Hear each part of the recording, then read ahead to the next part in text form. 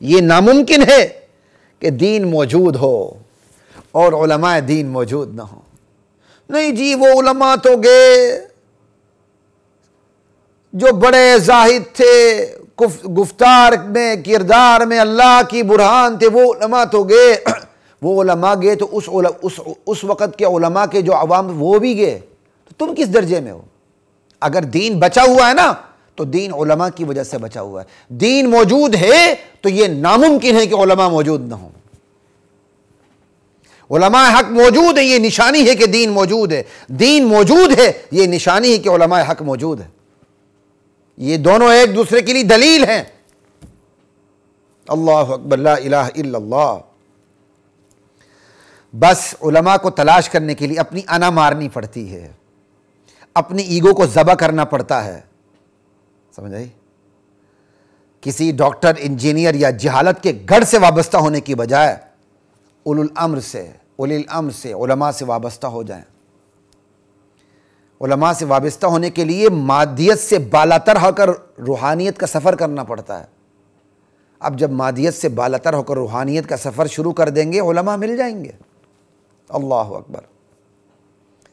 عوام اور علماء میں خلیج پیدا کرنے کی جو سازش شروع پہلے دن سے شیطان کر رہا ہے اور آج بھی ہو رہی ہے، اگر آپ اس سازش کا ادراک کر لیں گے نا تو علماء حق مل جائیں گے آپ کو۔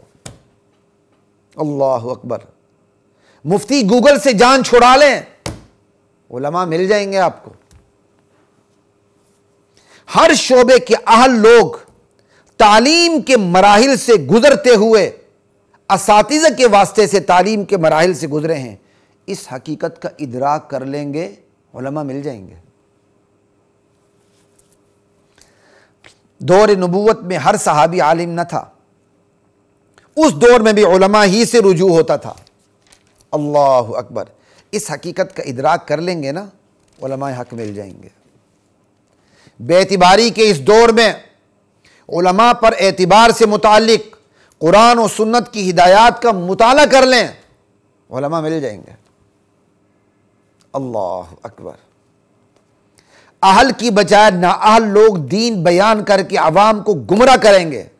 اس حقیقت کو قرآن و سنت سے، جب اس حقیقت کا قرآن و سنت سے ادراک کر لیں گے تو علماء مل جائیں گے۔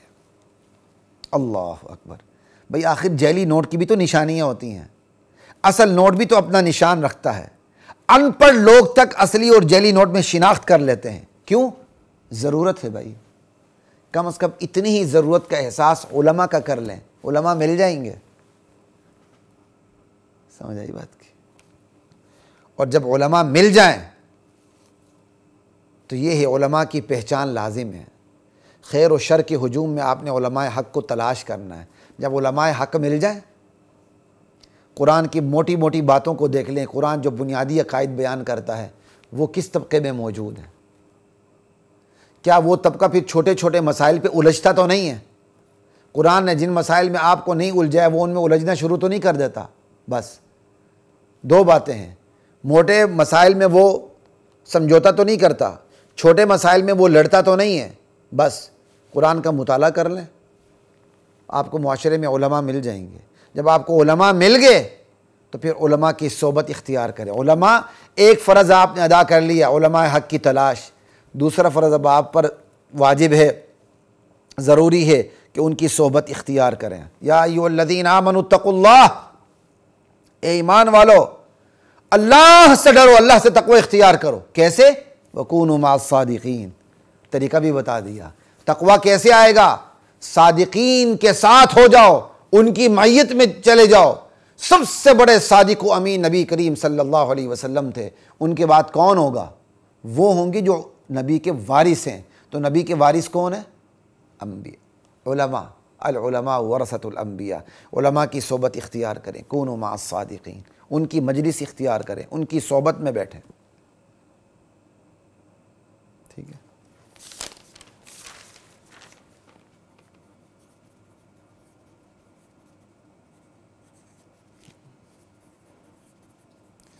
ایک موضوع پہ بات کرتا ہوں تو الحمدللہ کئی موضوع ذہن میں آ جاتے ہیں، اس لیے میں لکھ لیتا ہوں۔ اللہ اکبر۔ صراط الذین انعمت علیہم، قرآن کریم نے کیا کہا ہے؟ جو ہمیں دعا سکھلائی گئی سورہ فاتحہ کی شکل میں، تعلیم المسئلہ ہے نا سورۃ الفاتحہ، یا اللہ ہمیں راہ مستقیم دکھا، اس پر بس نہیں ہے کہ صراط الذین انعمت علیہم، ان لوگوں کا راستہ جن پر آپ نے انعام کیا، ٹھیک ہے؟ تو یہاں سے بھی صحبت ثابت ہو رہی ہے، جنت میں بھی یہی صحبت ہوگی بھائی، اولئک الذین انعم اللہ علیہم من النبیین والصدیقین والشہداء والصالحین، فاولئک مع الذین انعم اللہ علیہم من النبیین والصدیقین والشہداء والصالحین۔ مسلمان جنت میں اپنے اپنے درجوں کے حساب سے ان کو ان کی ہمراہی ملے گی، انبیاء کی، صدیقین کی، شہداء کی، صالحین کی۔ یہ صحبت تو جنت میں بھی ہے بھائی علماء کے ساتھ، الحمدللہ۔ اور واتبع سبیل من اناب الی، جو لوگ میری طرف رجوع رکھتے ہیں، لوگوں تم ان کی پیروی کرو۔ تو رجوع رکھنے والوں میں انبیاء کے بعد سر فہرست کون ہے؟ علماء۔ اللہ اکبر۔ اسی طرح قرآن کریم کی آیت ہے اطیعوا اللہ واطیعوا الرسول واولی الامر منکم، یہ بھی میں ایک نوٹ کر لوں۔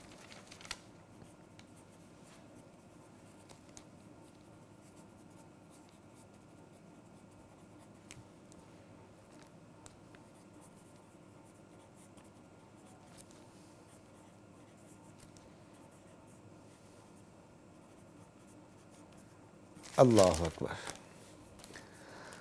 تو اولی الامر منکم، یہ اولی الامر کون ہے؟ علماء ہیں، حکمران بھی ہیں جو نیک حکمران، لیکن نیک حکمرانوں پر بھی برتری علماء کو حاصل ہے، کیونکہ نیک حکمرانوں نے بھی جا کے پھر کس سے مسئلے پوچھنے ہیں؟ علماء سے پوچھنے ہیں۔ تو اولی الامر کا اولین مصداق علماء ہیں، نیک حکمران ہیں، اور نیک حکمرانوں پر بھی پھر علماء کو برتری حاصل ہے۔ انشاءاللہ اس پر بھی ہم مستقل الگ سے بیان کریں گے، اس لیے میں اس پر نوٹ کر چکا ہوں، اسے نوٹ کر چکا ہوں۔ لا الہ الا اللہ۔ تو اولی الامر سے بھی پتہ چلتا ہے کہ اولی الامر کی اطاعت کرنی ہے، صحبت میں بیٹھیں گے تو اطاعت ہوگی۔ اللہ اکبر۔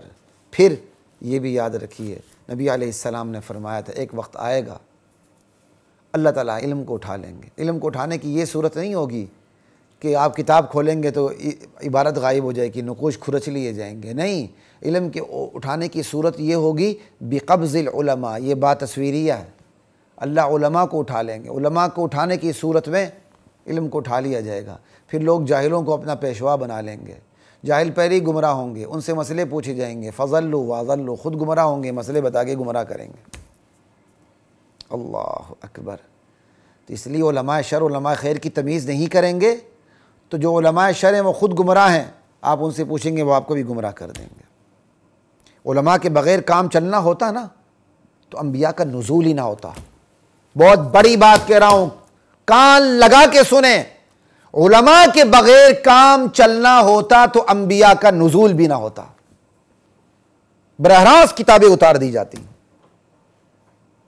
ہر زبان میں کتاب اتار دی جاتی، اس زبان کے لوگ اس زبان کو پڑھ کے خود ہی دین کو سمجھ لیتے۔ ایسا نہیں ہوا، اللہ کی کبھی یہ سنت نہیں رہی، اور نہیں اللہ کا یہ کبھی یہ منشا رہی ہے کہ لوگ خود ہی سمجھیں۔ اللہ نے کتاب اتاری، کتاب کے ساتھ استاد بھی اتارا، اور جب استاد چلا گیا تو اس کی جگہ دوسرا استاد آ گیا، دوسرا نبی آ گیا۔ لیکن جب نبوت اپنے آخری مرحلے کو پہنچ گئی، نبوت اختتام کو پہنچ گئی، تو اب یہ ذمہ داری علماء کے پاس آ گئی، کیونکہ نبوت کی میراث علماء کے پاس آ گئی۔ اللہ اکبر۔ دین کو بغیر استاد کے لینا یہ خدائی منشا کے خلاف ہے۔ البتہ ایک بات ہے، توحید کے اجمال کے لیے، توحید کو اجمالی طور پر سمجھنے کے لیے انبیاء کا نزول ضروری نہیں ہے۔ یہ میں اپنی طرف سے نہیں کہہ رہا، یہ امام ابو حنیفہ رحمہ اللہ کا مشہور ترین قول ہے، اور یہ اصول الشاشی میں بھی درج ہے۔ اور جب میں نے اصول الشاشی پڑھی تھی، میں نے اس وقت سے اس کو یاد رکھا تھا، پڑھائی بھی تو یاد رکھا۔ لو لم یبعث اللہ رسولا لوجب علی العقلاء معرفتہ بعقولہم، یہ امام ابو حنیفہ کا مشہور ترین قول ہے رحمہ اللہ تعالی، امام اعظم کا قول ہے۔ اگر اللہ ایک نبی بھی نہ اتارتا تو اہل عقل پر واجب تھا کہ وہ اپنی عقل سے اللہ کی توحید کو سمجھ کے اپنے آپ کو جنت کا مستحق بنا لیتے، وگرنہ جہنم جاتے۔ لوجب علی العقلاء معرفتہ بعقولہم، یہ انبیاء کا نزول توحید کی تفصیلات کے لیے، دین کی تفصیلات کے لیے ہوا ہے، تو توحید کے اجمال کے لیے انبیاء کا نزول نہیں ہوا۔ جب توحید کے اجمال کے لیے انبیاء کی ضرورت نہیں ہے تو آج بھی اجمالی طور پر توحید کو سمجھنے کے لیے علماء کی ضرورت نہیں ہے۔ بہت بڑی بات کہہ رہا ہوں، سمجھیے گا، یہ بڑے نقطے کی بات کر رہا ہوں۔ عوام کے لیے، علماء کے لیے بھی نقطہ ہے، طلباء کے لیے بھی نقطہ ہے۔ اللہ اکبر، یہ صرف میری کالی داڑھی کو نہ دیکھیجیے گا، 25 سال الحمدللہ کم و بیش 20 سے 25 سال تدریس کی اور دورہ حدیث تک تدریس کی ہے، اور الحمدللہ مشکل ترین کتابیں پڑھا چکا ہوں۔ ایویں شیویں ہم دین بیان نہیں کرتے، کبھی کبھی تھوڑا سا تعارف کروانا پڑتا۔ لا الہ الا اللہ۔ توحید کے اجمال کے لیے انبیاء کا نزول ضروری نہیں ہے تو پھر توحید کے اجمال کے لیے علماء بھی ضروری نہیں ہے۔ تو کیا ہوگا آج؟ اب اگر علماء کی آپ پہچان چاہتے ہیں تو قرآن کریم کھولیں، کوئی بھی ترجمہ دیکھیں، بریکٹ پہ نہ جائیں، یعنی وانی پہ نہ جائیں، قرآن کریم کو الف لام میم سے شروع کریں، الحمدللہ سے والناس تک چلے جائیں، موٹی موٹی باتیں اٹھا لیں بس، جس کا تعلق عقیدے سے ہوتا ہے، آپ کو خود ہی پتہ چل جائے گا۔ ٹھیک ہے، علماء کی کوئی ضرورت نہیں۔ اب وہ آپ ڈائری میں نوٹ کر لیں، وہ موٹی موٹی باتیں دیکھیں کہ کن علماء میں موجود ہیں، ان کے پاس چلے جائیں، باقی دین ان سے سیکھیں۔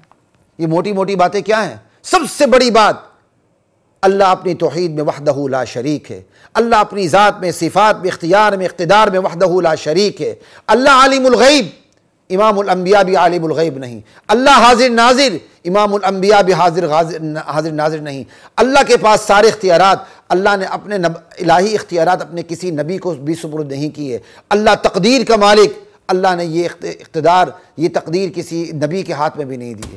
اللہ شفا دے سکتا ہے، نبی بھی شفا نہیں دے سکتا۔ عیسیٰ علیہ السلام کا شفا دینا معجزہ تھا، معجزہ پر قیاس نہیں ہوتا۔ لا الہ الا اللہ۔ تو یہ بات ہے۔ اب دین کی تفصیلات کے لیے انبیاء ضروری، لہٰذا دین کی تفصیلات کے لیے علماء بھی ضروری، کیونکہ انبیاء چلے گئے، انبیاء کی میراث علماء کو مل گئی، علماء ضروری۔ اللہ اکبر۔ دین کی تفصیلات کے لیے، توحید کی تفصیلات کے لیے، اجتہادات کے لیے، فروعات کے لیے، قیامت تک کے مسائل اخذ کرنے کے لیے علماء ضروری، لہٰذا علماء کی صحبت بھی ضروری۔ وارثین انبیاء کے بغیر اللہ تعالیٰ نے اس دین کو کبھی نہیں چلایا۔ اللہ نے اس دین کو انبیاء کے بغیر نہیں چلایا۔ جب انبیاء اس دنیا سے رخصت ہو گئے تو اللہ تعالیٰ نے یہ دین انبیاء کے ورثاء کے بغیر نہیں چلایا۔ اللہ کی یہ سنت آج تک جاری ہے اور قیامت تک یہی سنت جاری رہے گی۔ یہ دین آئے گا امت کے دلوں کے اندر، یہ علماء واسطہ بنتے رہیں گے، کیونکہ اللہ نے اپنے دین کے لیے علماء کو چن لیا ہے۔ تو آج کی چھوٹی سی جو نشست ہے وہ کس موضوع پر ہوئی؟ علماء کی پہچان بھی ضروری ہے، تو علماء حق کو پہچاننے کے بعد ان کی صحبت اختیار کرنا بھی ضروری ہے، ان کی رہنمائی میں اپنی زندگی کو گزارنا بھی ضروری ہے۔ اللہ کی ذات مجھے اور آپ کو، ہم سب کو دین کی صحیح سمجھ، وزڈم، فراست نصیب فرمائے۔ السلام علیکم ورحمۃ اللہ وبرکاتہ۔